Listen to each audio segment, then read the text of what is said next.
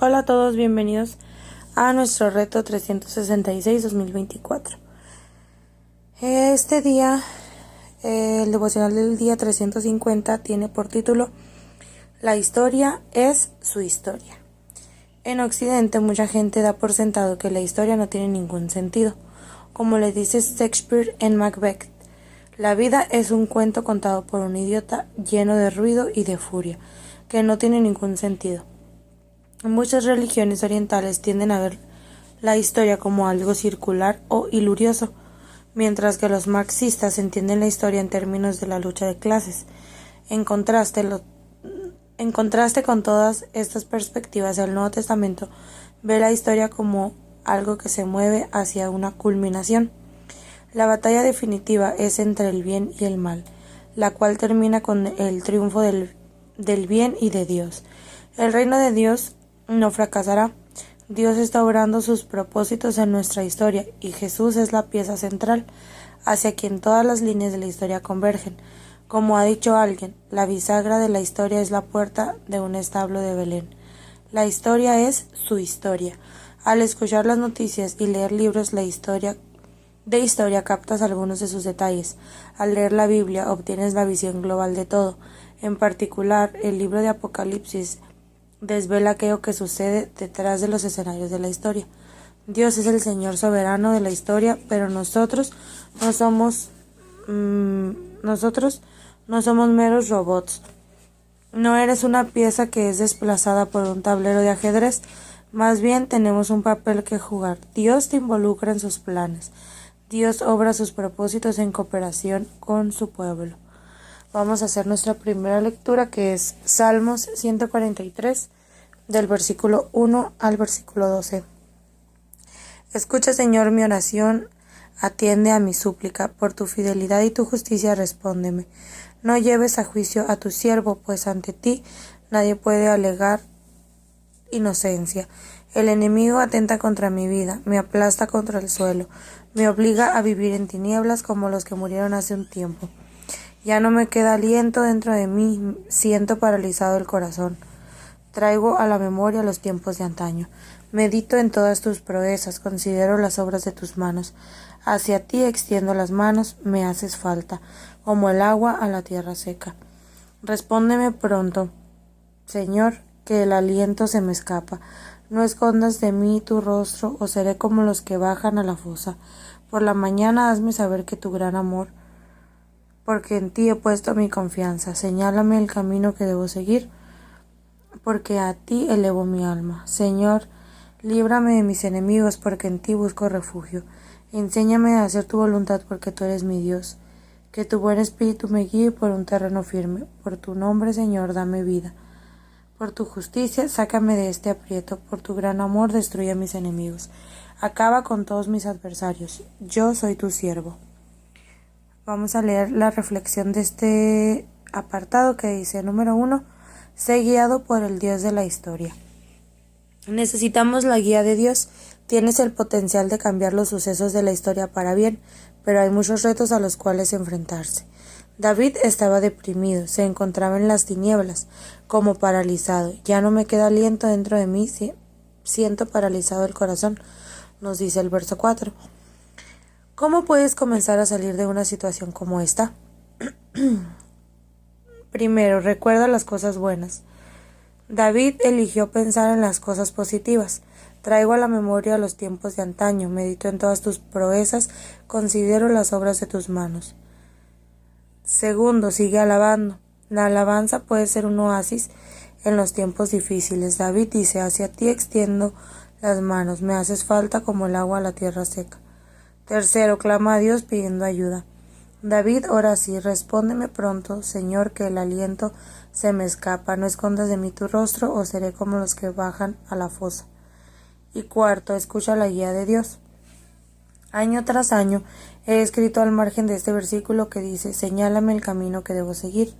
Un listado de las tareas en las que necesito desesperadamente la guía de Dios. Da mucho ánimo mirar atrás y ver cómo Él me ha guiado, a veces de maneras que van mucho más allá de lo que he pedido o ni siquiera he imaginado. La oración para este apartado dice: oh Señor, escucha mi oración, Mi alma tiene sed de ti como tierra reseca. Muéstrame el camino que he de seguir. Me refugio en ti por el poder de tu nombre, oh Señor. Sácame del aprieto. La siguiente lectura está en Apocalipsis 6 del versículo 1 al 17. Vi cuando el Cordero rompió el primero de los 7 sellos y oí a uno de los 4 seres vivientes que decía con voz de trueno: ven. Miré y apareció un caballo blanco, el jinete llevaba un arco, se le dio una corona y salió como vencedor para seguir venciendo. Cuando el Cordero rompió el segundo sello, oí al segundo ser viviente que decía: ven. En eso salió otro caballo de color rojo como el fuego. Al jinete se le entregó una gran espada, se le permitió quitar la paz de la tierra y hacer que sus habitantes se mataran unos a otros. Cuando el Cordero rompió el tercer sello, oí al tercero de los seres vivientes que decía: ven. Miré y apareció un caballo negro. El jinete tenía una balanza en la mano y oí como una voz en medio de los 4 seres vivientes que decía: 1 kilogramo de trigo o 3 kilogramos de cebada por el salario de un día, pero no dañes el aceite ni el vino. Cuando el Cordero rompió el cuarto sello, oí la voz del cuarto ser viviente que gritaba: ven. Miré y apareció un caballo amarillento. El jinete se llamaba Muerte y el Hades lo seguía de cerca. Y se le otorgó poder sobre la cuarta parte de la tierra para matar por medio de la espada, el hambre, las epidemias y las fieras de la tierra.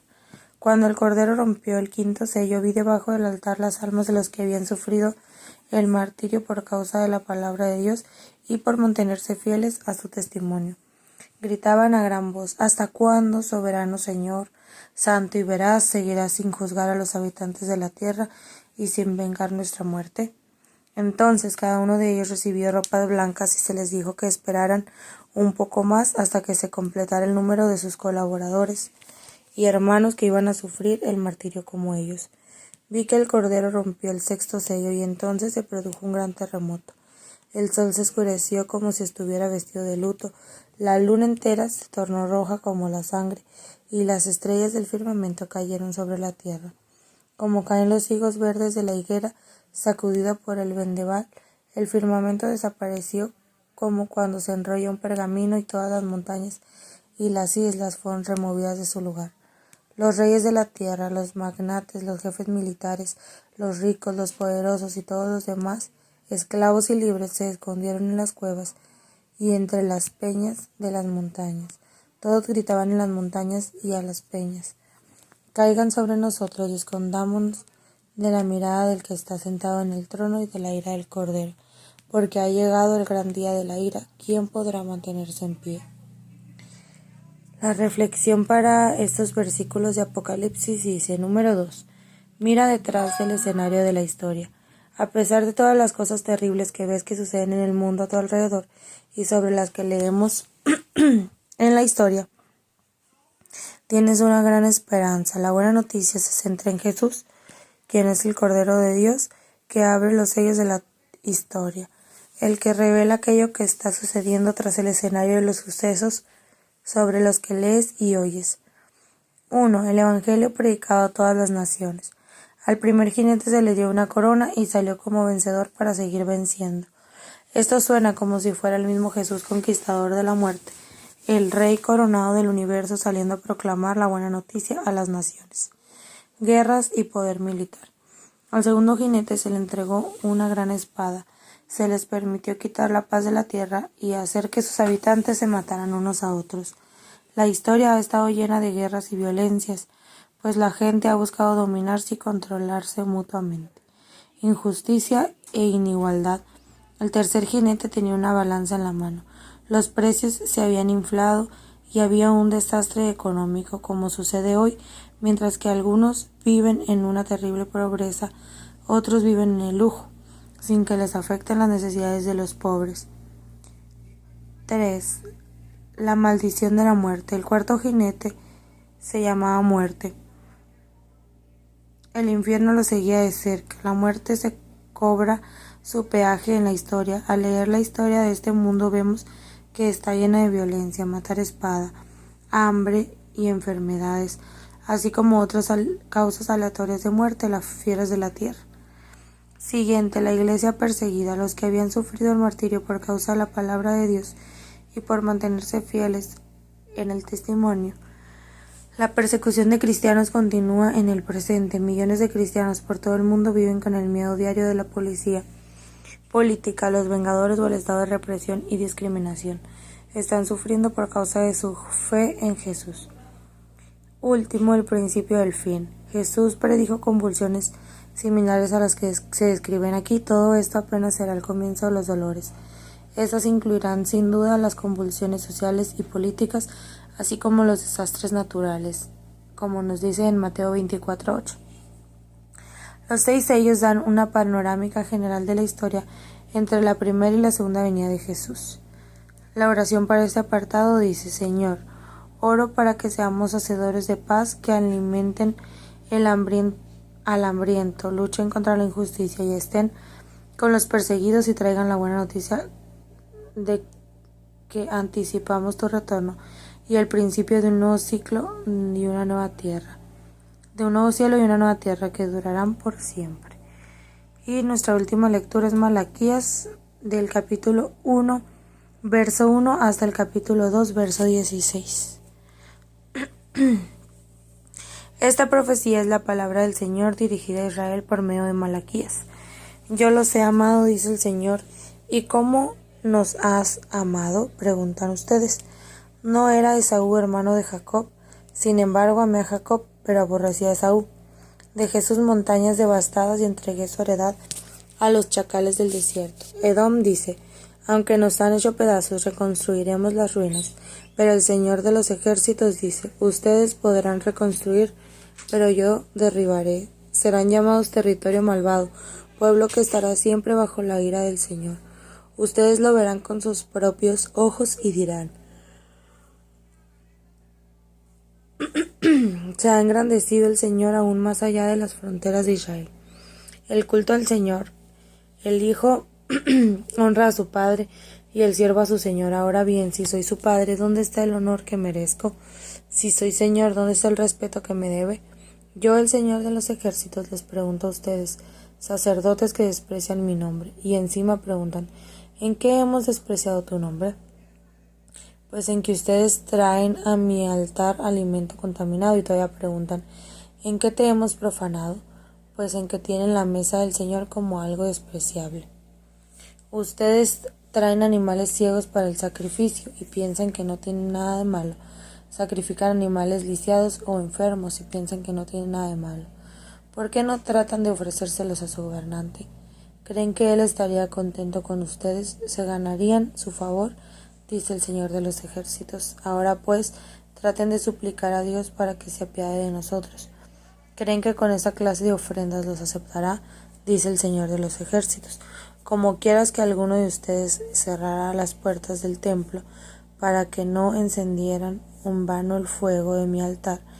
No estoy nada contento con ustedes, dice el Señor de los ejércitos, y no voy a aceptar ni una sola ofrenda de sus manos, porque desde entonces nace el sol hasta donde se pone.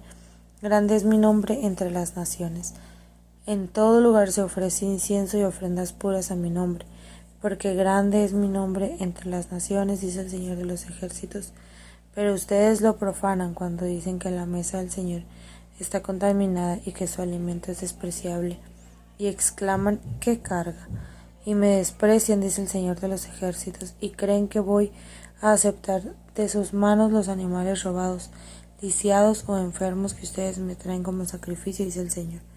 Maldito sea el tramposo que, teniendo un macho aceptable en su rebaño, se lo dedica al Señor y luego le ofrece un animal mutilado, porque yo soy el gran rey, dice el Señor de los ejércitos, y mi nombre es temido entre las naciones. Ahora pues, este mandamiento es para ustedes, los sacerdotes: si no me hacen caso, ni se deciden a honrar mi nombre, dice el Señor de los ejércitos, les enviaré una maldición y maldeciré sus bendiciones. Ya las he maldecido porque ustedes no se han decidido a honrarme. Por eso voy a reprender a sus descendientes. Les arrojaré a la cara el estiércol de los sacrificios de sus fiestas y los barreré junto con ellos. Entonces sabrán que les he dado este mandamiento a fin de que continúe mi pacto con Leví, dice el Señor de los ejércitos. Mi pacto con él era de vida y paz, y eso le di, era también de reposo, y él me respetó y reverenció mi nombre. En su boca había instrucción veraz, en sus labios no se encontraban perversidad. En paz y rectitud caminó conmigo, y apartó del pecado a muchos. Los labios de un sacerdote atesoran la sabiduría, y de su boca el pueblo busca instrucción, porque el mensajero del Señor de los ejércitos es. Pero ustedes se han desviado del camino y mediante su instrucción han hecho tropezar a muchos. Ustedes han arruinado el pacto de Leví, dice el Señor de los ejércitos. Por mi parte, yo he hecho que ustedes sean despreciables y viles ante todo el pueblo, porque no han guardado mis caminos, sino que son parciales cuando enseñan la ley. ¿No tenemos todos un solo Padre? ¿No nos creó un solo Dios? ¿Por qué pues profanamos el pacto de nuestros antepasados al traicionarnos unos a otros? Judá ha sido infiel, en Israel y en Jerusalén se han cometido algo detestable, el casarse con mujeres que adoran a un Dios extraño. Judá ha profanado el santuario que el Señor ama. En cuanto al hombre que haga eso, quien quiera que sea, que el Señor de los ejércitos lo excluya de los campamentos de Jacob, aun cuando le lleve ofrendas. Otra cosa que ustedes hacen es inundar de lágrimas el altar del Señor. Lloran y se lamentan porque Él ya no mira con agrado sus ofrendas, ni las acepta con placer de sus manos. Y todavía preguntan por qué. Pues porque el Señor actúa como testigo entre tú y la esposa de tu juventud. Entre tú y la esposa de tu juventud a la que traicionaste, aunque es tu compañera, la esposa de tu pacto. ¿Acaso no hizo Dios un solo ser que es cuerpo y espíritu, y que por qué es uno solo? Porque busca descendencia dada por Dios, así que cuídense ustedes en su propio espíritu y no traicionen a la esposa de su juventud. El hombre que aborrece y repudia a su esposa, dice el Señor Dios de Israel, cubre la violencia de sus vestiduras, dice el Señor de los ejércitos, así que cuídense en su espíritu y no sean infieles. Muy bien, vamos a leer la reflexión para estos últimos versículos que dice número 3. Mira el amor de Dios a lo largo de la historia. Miren la historia, dice Dios mediante la profecía de Malaquías, cuyo nombre significa mi mensajero. Si quieres conocer cuánto te ama Dios, mira la historia. El mensaje de Dios de la historia es: te amo. Míralo bien y verás cuán fielmente te he amado y querrás aún más.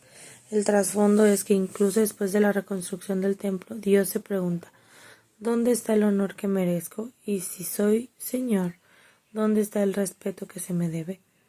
Fallan a la hora de dar con generosidad y la vida familiar se rompe. Las palabras de este libro son un inmenso desafío para aquellos que desempeñan cualquier tipo de liderazgo en el pueblo de Dios. Los sacerdotes eran los líderes del pueblo de Dios. Como los profetas tenían que ser aquellos mediante quienes Dios hablara. Los labios de un sacerdote atesoran sabiduría y de su boca los hombres buscan instrucción, porque es un mensajero del Señor Todopoderoso. El reto para nosotros es 1. Tener la única determinación de ver el nombre de Dios honrado. Decidan honrar mi nombre. 2.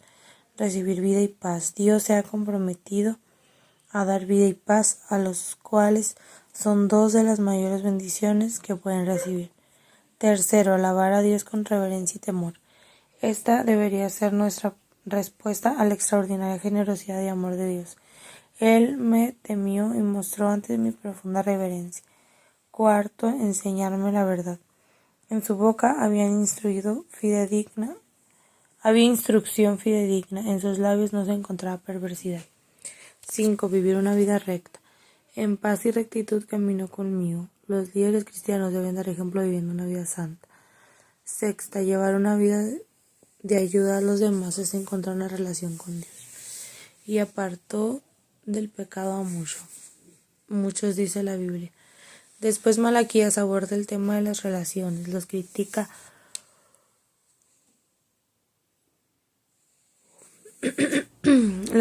por casarse con no creyentes, lo cual también se desaconseja en otros lugares de las escrituras, según Corintios 6:14. Y no puede resultar difícil. Las imágenes que se botan en Malaquías aquí nos pueden ayudar a comprender por qué no es una buena idea. Describe a los no creyentes como la hija de un Dios extraño, una frase que subraya cómo sus posturas religiosas eran contrapuestas. Todos nosotros tenemos ideas religiosas y creencias, incluso si se tratan de la creencia de que no hay Dios. Darnos a alguien que tiene una creencia diferente para que pueda acabar por apartarnos de Dios.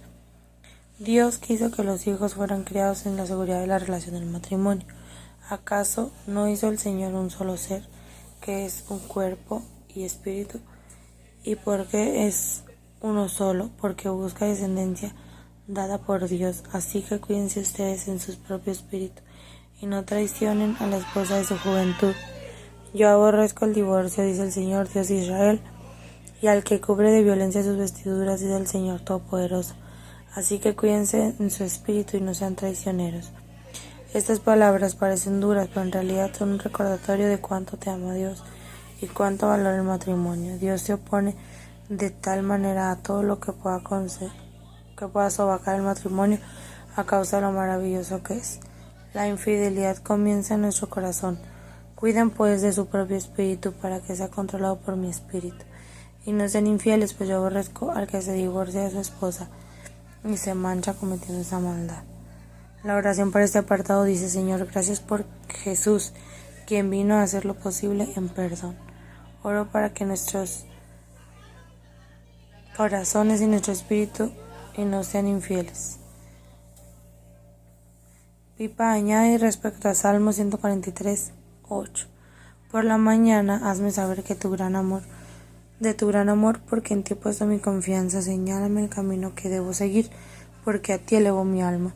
Mi día va mucho mejor si he leído la Biblia por la mañana y he encontrado ánimo en el amor de Dios que nunca falla, como si saliera sin abrigo, algo que me es bastante importante de no olvidar.